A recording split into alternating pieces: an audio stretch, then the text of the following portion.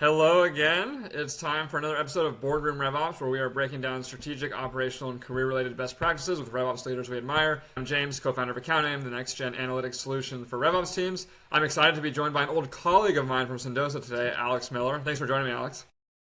Yeah, good to see you again, James.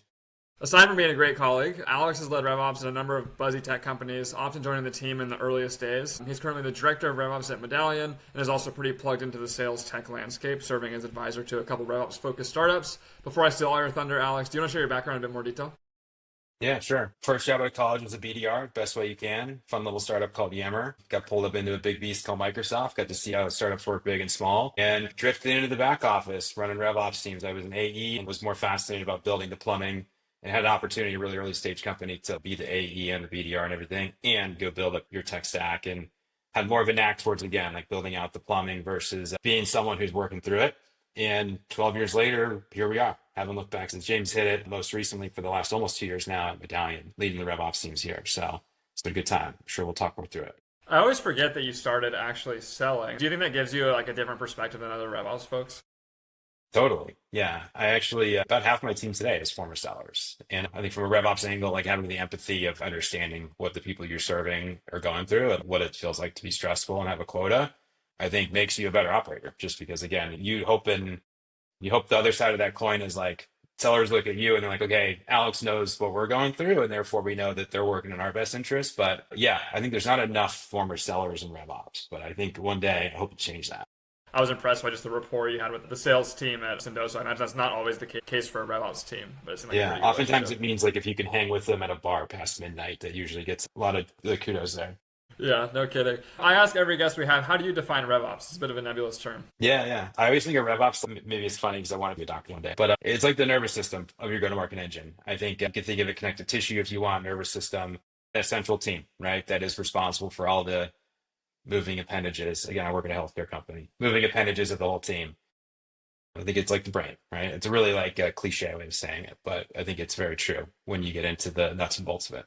Yeah, I appreciate the healthcare metaphor for sure. You've been in a lot of like growth stage software companies, call it if memory serves, like Series A, Series B, Series C. I think getting the RevOps foundation in many places and scaling the team as you move along a bit. So maybe we can take the conversation from that growth stage. So I think you've been like the first RevOps person one, two, maybe three times. Like putting yourself back in that spot, what should the priorities be for a new RevOps lead at a company like that? Yeah, so it's always interesting. I feel fortunate to have not been in the RevOps seat of one for quite some years, but those are always the most formidable years. And I think as an operator, that's where you really implement your own playbook. And then as you build off there, others follow and adopt that playbook. So it's a really unique opportunity whenever those come around. The thing I would always say is, and this is acutely the case for a single RevOps operator, but is also applicable to anybody joining a RevOps team, is just to come in and survey what's going on in the business. And that's not just come in and say, hey, give me the backlog that's been building up that has been waiting for the seat to get filled. It's coming in and saying, what are OKRs this quarter? What is the company trying to do? Irrespective of where RevOps reports, whether it's into a CRO, a COO, a CEO, I think it's always great to say, hey, Mr. and Mrs. Executive, like you own RevOps just as much as I do. What are your priorities that you want to make sure that we're going against? And aligning with those ASAP. Because I think what's fun about being early in RevOps is most people are like, I've been waiting for you for so long to join this company and have someone here to finally help us do these things that we wouldn't be able to do up to now. And so I think when you align to those high level executive objectives, like even the small wins put so much wind in the RevOps team sales. You can come in and people are like, holy crap, you just adjusted this little thing that only you probably know how to do because you can live in the back end of the systems and such. But like we've been waiting for someone to do for so long. You're like, yeah, it took me 10 minutes. But you don't have to tell them that. Just let it be perceived as a big win. But I think so much of coming into a new role and like building rapport is just like trying to come in and frankly just be like transparent about, hey, what are we here for? We're not here to push buttons in Salesforce. We're here to close more revenue and storm into new markets and be successful at a high level. And aligning to those objectives early on just I think separates the tactical operators from the strategic and it starts everyone off on a good foot. Yeah, I think that's so well put, and a common theme for some of the best RevOps leaders that we talk to. Align yourself to the executive's biggest goals. Make sure everything you're doing is in pursuit of those. So, with that said, and maybe that's the bulk of the answer, but how do you prioritize when you're in the seat of one? You made a comment like there's probably already a big backlog. I hear you on the goal setting, but there's probably still a ton of things to do. So, how do you kind of Totally. prioritize everything you have to get done? Yeah, I think like the same comment I said before, it's important for all RevOps folks I'm about to say, but it's even that much more important for a single RevOps operator as a team of one is to set a backlog, have a spreadsheet, have something that's here are our priorities. And as new stuff comes in, you add it to the bottom of that so you're tracking it. But then continuously go back to that leader and be like, all right, here's what I'm tracking as priorities. Can you make sure that my top 10 are aligned to what you believe to be the top 10? And that backlog becomes like your secret weapon over time, because whether you're asking for more headcount later on to help grow a team, or even just trying to quantify like what you've done about, hey, 90 days in, being able to look back and say, here's everything that we did. But at the same time, too, taking in what I'm sure is a backlog that's just waiting for you when you join and merging that against, yeah, there's probably some tactical stuff we got to go clean up. At the same time, there's a bunch of bigger ticket things. And what you also start to see is a lot of them kind of daisy chain together, right? There's a lot of stuff that you can't unlock the strategic thing without unblocking on the tactical side. Totally. And at the same time, like the inverse is also true. Like you just don't want to go do tactics without a strategy. So I think once you have that backlog pulled together, you should ideally do that on your first day. If anything, it just brings, as you start to put your fingerprints on the org, people just have confidence. They're like, hey, James is organized. Look at him. He's got his backlog is rolling. I feel heard because what I asked is on that backlog somewhere, even if it may be at the bottom. And people just were like, all right, cool. We're in good hands. I think you can't do that soon enough when you come into a Yeah. new org. It's such a tactical thing, like the Asana board or whichever project management tool you want to use. There's a lot of wisdom in there because, in terms of showing ROI for the things you did that helps move the needle, having people feel heard that the thing they just requested is on the list, and then using it as a mechanism for trading on priorities, it actually makes like a ton of difference in managing stakeholders. Totally. And it's a great way to, I've been in situations that I'm sure many operators have where you're like, hey, I need to go tell someone way above me. And I think it's a really good insurance policy in a way where you could go to your CRO and say, hey, I need you to help me tell our CMO that this needs to wait until maybe next month instead of this month, just because it's brick in, brick out on things. And we're working on this thing today. And we need to get that done first. And it just, again, shows a level of organization. I like to think of it almost like a scrum master would with an engineering team. It's like your job is to protect focus at all times and make sure that work is structured and it's consistent and there's no lulls in work and that you're not overcommitting to things. It works the same way. I think teams of one, this is like what keeps your head on straight, is if you can just make sure that everything you're doing is organized and clean and that it's defensible to the people that inevitably you need to tell no to. 100%. Side question here. You made a comment earlier about whether RevOps reports to the CRO, the COO, or the CEO. What's your take on where RevOps should report? Yeah, it's funny. I've reported to everybody over the course of even in the last 5 years. Here at Medallion, I report to our CRO, our head of sales. I did report through our finance org for quite a bit. At Mux, I reported into a COO, which had a centralized BizOps, RevOps analytics function, which I think was a really unique setup. So I've seen it all. I think as you get more mature in your RevOps career, it's like it doesn't matter where you report to. If the remit is to own everything between marketing ops, top of funnel, DS ops, you throw BDR ops in there too. There's always like deal desk components where you're heavily involved with finance. I think as long as it lives somewhere where someone respects it and wants to own it and is saying, I'm going to go fight to make sure, or at least respects it enough to say, hey, RevOps is a strategic unlock to me as a leader, then that's where you want to be. And like that could be a COO, it could be a CRO, it could be a CEO. You just need to be underneath someone who like wants to own that and is going to respect it and go fight for resources for you. If I had a preference, I think rolling up into finance or COO was great because you have that decentralized view where you can be that truth teller without feeling, or at least having a perception from the outside that you are biased towards one or the other. But at the same time, like I can also just acknowledge that if you roll up into, say, a revenue function, so much of what it falls underneath the RevOps umbrella is geared heavily towards revenue. And that's not just like your traditional, hey, you're doing sales ops, like running forecasting. It's also comp, commissions, deal desk. It's like kind of the long tail of things. And I think a revenue leader probably has a little bit more skin in the game to make sure that is literally cash on the line to make sure that RevOps is supporting those initiatives. You can't go wrong. Like I said, what you just need is a leader who like understands it and owns it and feels like it's not just the Salesforce admin team. Because if you do that, then you might as well just outsource it, honestly. Yeah, that's a great perspective. One more question on the solo early RevOps hire here. But do you have a checklist of things that would be on your mind or you'd recommend someone look into joining a company like this? This could be CRM foundation, things need to be in place. This could be core go-to-market tech stack, core processes. Like, what do you think is most important tactically for folks to be thinking about? Yeah, I think you can never kind of start investing in a data infrastructure early enough. I think a lot of what you want to do strategically when you get into a new org is probably blocked by some element of tactical, whether it's tooling or process.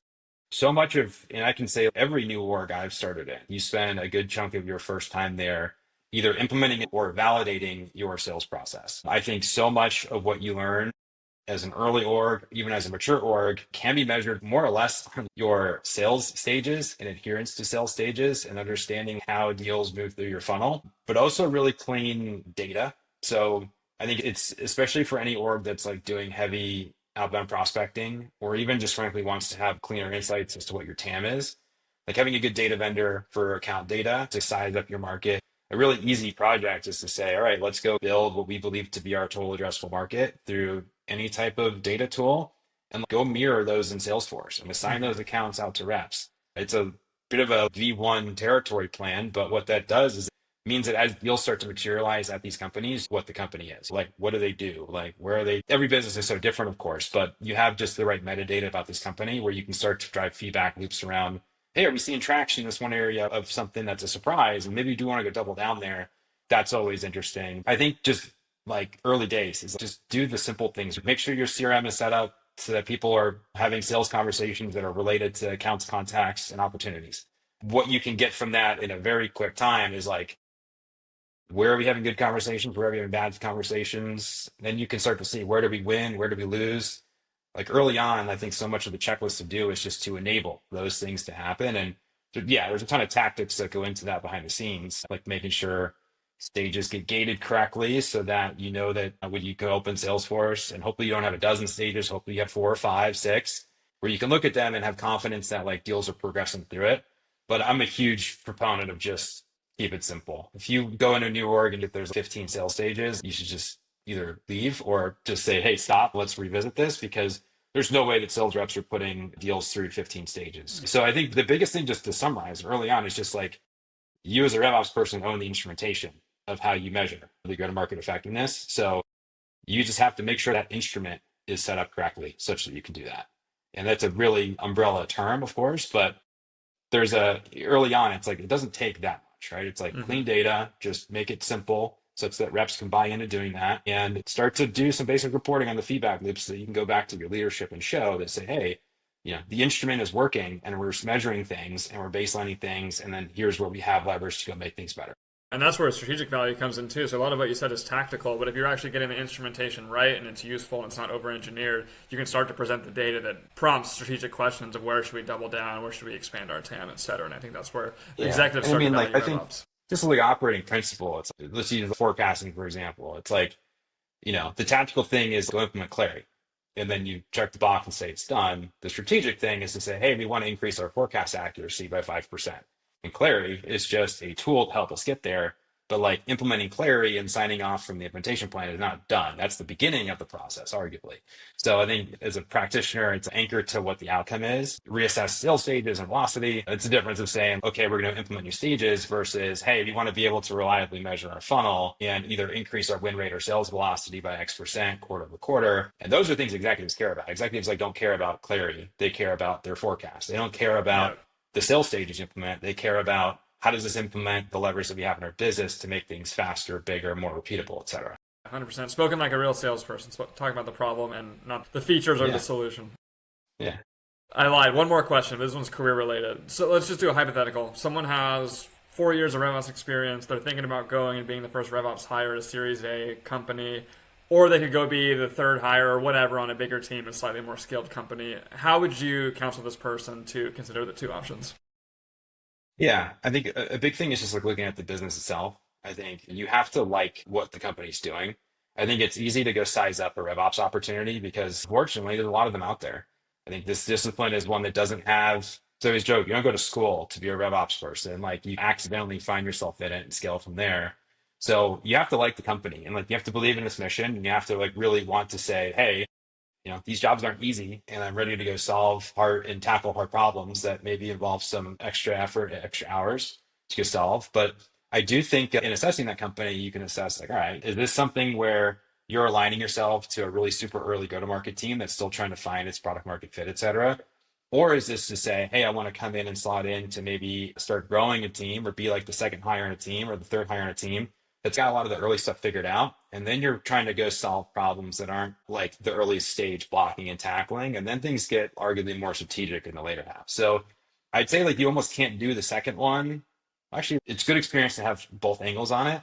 I think if you're early in your career, if you can go slot into being behind a leader who can really teach you the ropes, because so much of this again is learned either from peers or from the Yeah. team you happen to join. I'd say if you join the later stage team, you're probably setting yourself up to lead one of those teams eventually, where you would then leave maybe that current company after being there for quite a bit and be that first hire and then be responsible for growing up a team from there. Neither is a bad path by any stretch. And I'd always coach people like try to assess the business as best you can because ultimately, if you don't love what the company's doing and the people you're working with, you probably won't be there very long anyway. And you'll Yeah. probably, if you're whatever camp you join, you might, and it doesn't fit, you're probably going to leave and join the other camp anyway. So it just comes down to assessing like the business. Because again, we put in, this job's not easy and you really got to enjoy what you're doing and who you're doing it with to do it well. Yeah, put. Okay, moving on to growing the team now. So, when should a RevOps leader, let's just say a single RevOps hire at the moment, think about growing the team? What are the signs you look for, the resource constraints, etc.? Yeah, you're a good question. I think like as soon as, and again, this going back to what we said at the beginning of this conversation about having a backlog, this is where this is your secret weapon. But I'd say like you need to have those discussions about growing the team like as soon as, or arguably a little bit before, the output of the RevOps team becomes a hindrance to the growth of the rest of the org, right? If the RevOps team becomes a bottleneck and it's purely a resourcing thing, that's actually a fairly straightforward and hopefully easy equation of a conversation to solve for. I used to have the mindset, which was like, hey, more bodies to the RevOps team is always a great thing. I know the last couple of years have convinced us that's not always the right way to grow. And I'm a huge proponent now of like smaller, more agile, more generalist RevOps teams that could be dangerous on a lot of fronts. So that is part of the scale equation is looking in your current team and understanding where are the weaknesses or where is the skill gaps. And sometimes that skill gap can actually be like someone more senior. It's very common Hmm. where you might come in as a RevOps manager, you throw your hand up and say, I think we need a director here to offset the leader part that person earlier in their career has. But I think you should be looking at hiring or growing your team as soon as it's financially feasible. What I mean by that is obviously like making sustainable, good investments in the headcount of the team. But a project backlog becomes a huge asset because if it's like, hey, you can think like a scrum master building sprint plans, you're like, I can do this much units of work per week. And one extra person immediately might be able to do half the output that maybe I am. But all of a sudden, then we've got 1.5 times the amount of output through the team, which means we're getting through our backlog faster, which means we're doing more strategic things or we're less bogged down in certain areas. So I think that's a huge, like I said, asset that again, you thank yourself as soon as you probably hate it when you first start, be like, man, it's so much better work to do this backlog thing. But it pays dividends later on as you have the opportunity to make the case for more Yeah. resources. In your experience making the case for more resources and let's say using the backlog as a tool, do you find that the conversation is often framed around like the benefits you're getting from those tasks in the backlog, or is it really more of a just sheer volume of work, cost driven Yeah. equation? It's a bit of both. And what I mean by that is there's like a throughput of work that's important, but there's also like sizing up the opportunity costs of spending time on some of the necessary blocking and tackling that then takes away from doing more strategic items. So it doesn't necessarily need to be an FTE hire. Sometimes that's, hey, can we go partner with the Salesforce agency to build a bunch of flows for us so that I have more time to align with executive leadership on their initiatives, but yet this work still gets done. I think like I said, it's a bit of both. And I think ultimately at the end of the day, like you need to size up like, okay, if I can't do everything that needs to be done in a reasonable amount of time, there needs to be some flex. And it's either we're going to start doing less or we're going to start pulling additional resources to say they're going to go low, I'm going to go high. And together we're going to get everything done. Yeah. And then you made an interesting comment. And other than just the macro environment, people needing to do more with less, I totally understand that. What else has driven you to moving more towards this generalist business athlete concept on your team versus, I'll put words in your mouth, a deal desk person, a comp person, etc.? There's still definitely value in those roles. I think there's a certain part of scale where that does become a thing. Probably like when you get to like Series D, Series E type companies, and you're just, hey, you've got 30, 40 reps. You just need to have someone who can run point and own certain parts of the business.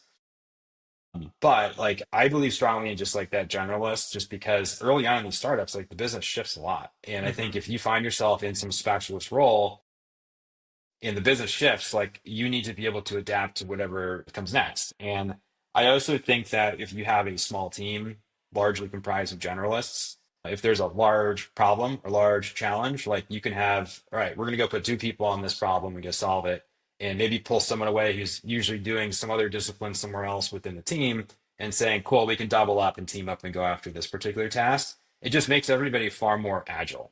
Yeah. I think versus coming in and even just saying, you're going to be our marketing ops person, and you're going to be our sales ops person, and you're going to be our CS ops person, and you're going to own tech stack stuff. You start to put these just like swim lanes within the team that make even a small team that's supposed to be agile, like fairly rigid. And what it also means is that as requests come in, you may find that the distribution of kind of work to be done isn't necessarily uniform across the team.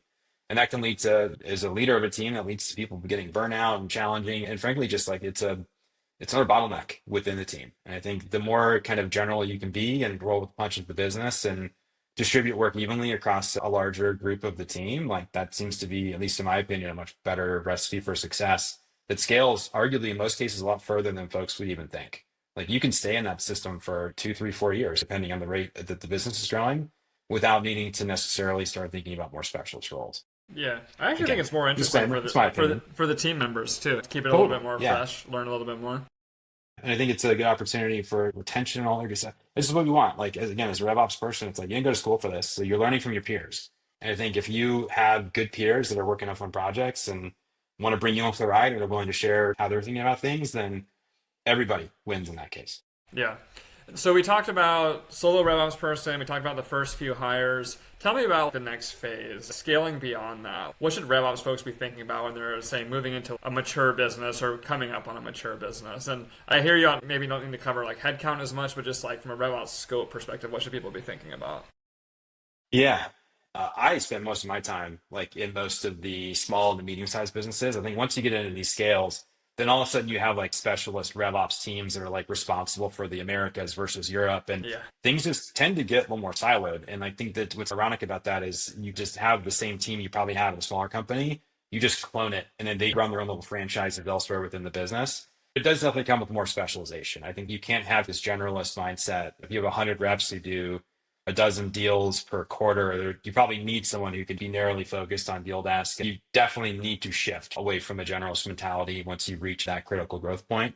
But those are unique challenges where I come back to the original statement, which is as long as you're aligning to what the highest level initiatives are and cleaving off the stuff that you think is probably not the best use of time. Like a lot of scaled companies, it's like Salesforce is owned by IT. I think that's a crazy idea, but that's just the reality. And that's a huge, or you have a business systems team that is responsible for a lot of those things. Your RevOps team, if you're like not worried necessarily about tech stack, like you're spending a lot more time on forecasting and territory planning and TAM. And if there's a commission structure that we can implement to drive different strategic deal structures, like all of those things where you're just like, you're not as burdened by some of the more tactical items. Yeah, it sounds like if I were preparing for that stage, just based on what you described, data infrastructure probably needs to be the next level, since because you're going a lot deeper into all these processes, and just you need to be able to get into the next layer of granularity to continue to optimize and break down those Exactly. silos, as you mentioned. Totally. Cool. We're nearly out of time here. One last question I have for you. Any big pitfalls come to mind and kind of the levels of scale or growth that you see in your career that we didn't cover today that folks should be thinking about? Yeah. Perfect is the enemy of done. Like we work in startups, like they're imperfect companies and it's a feature, not a bug. I've seen so many times that you keep something behind the curtain because you want to make it perfect and it takes more time to do that. And when you finally roll it out, the business shifts and a lot of that work will have been for naught. So my biggest pitfall that I've been guilty of myself is keep things simple, stay agile. Perfect is the enemy of done. And what you want to avoid is like where you've overinvested in something and then the business goes left and the tool or the process you built was intended to go right. And all of a sudden now you're back to the drawing board and you wasted 2 months of production that maybe you would have had elsewhere. Simple is better. And that's like the one thing I challenge my own team internally to say, hey, can we do this with half the level of complexity just because we want to be looking a couple steps ahead than where we're at today? Maybe a couple steps ahead is a different path than maybe where we think we're going today. I think it's great advice. I think it's heartbreaking from an ops perspective to invest all this time in a beautiful complaints Yeah, process that and goes then back to it's also being able useless. to tell folks no, which is, hey, this big thing you want to invest in maybe sounds great today. That's where you need to be like the truth teller, which is, I don't think that this is something that's going to be a long-term or even medium-term fit for where we're at in our business today. And here's where we think a compromise may exist. And that's where things usually get done much smoother if you can have those hard discussions. Yeah, good advice. We finished with a quick rapid fire. So first couple words, first sentence that comes to mind on a couple of these questions. Biggest myth about RevOps. Biggest myth about RevOps is that the best RevOps hires come from outside of your company. So like I kicked off this conversation, I started my career as a BDR. I think some of the best hires that I've made in teams that I've worked on have been like, go find that BDR who knows what a pivot table is and keep them close and help them work on some projects with you. And finding other folks within the company who, they know the company, they know the business, they know processes. Maybe they've even been someone who's been living in those processes as an IC. Those are great people to say, hey, I want to jump to the other side of the table and help build this infrastructure and help run the data and be an operator. I've had a ton of success, and I know a lot of people that I've worked with started that way, where they're like, hey, I just worked on a side project with the RevOps team, and 10 years later, they're still doing it. And I think those hires usually have a much higher hit rate than, say, hiring someone externally who has so much to learn on day one about both the business and the operational parts of the team. So I think it's often overlooked. Everyone thinks they need to hire someone from outside the company, but more often than not, you just want someone who understands data and tools and process. I Because love it. oftentimes they're already at your company. That's a win-win. Good answer. If you could fix one challenge in RevOps, what would it be? Snap your fingers, it disappears. Slack. Okay. Yeah. I'm a huge proponent of just protecting your focus, and like Slack is like the anti-focus. It is an absolute critical tool. I say like our business would be lost without it. I struggle with it. My team struggles with it, which is like you don't have to answer every Slack immediately. And if you need to remain focused to go heads down and get something done, like ignore Slack. I know it's hard to do, especially in remote work and stuff, but yeah, there's got to be a better solution out there somewhere. Someday we'll find it. How would you describe a great RevOps leader in 3 words? I'll cheat. I think it's actually four, but it's first in, last out. Great. I think it's a great place to cap it. Alex, thanks so much for spending some time with me. It was great to catch up again. Yeah. Thanks, James. This was great. Appreciate you having me.